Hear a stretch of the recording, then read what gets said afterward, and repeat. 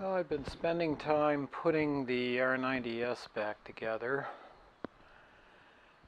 So I got the engine in the frame. Frame came back from paint. So I put the engine in it, got the clutch installed, swing arm, final drive, rear end of the bike is done.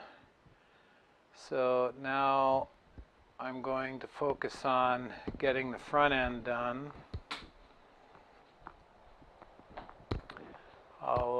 Today I'm going to disassemble the front end and start the rebuild process on that so I can get it on the bike.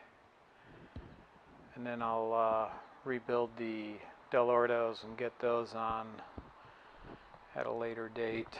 So today I'm going to focus on this guy and get her all apart and find out what it needs, if anything.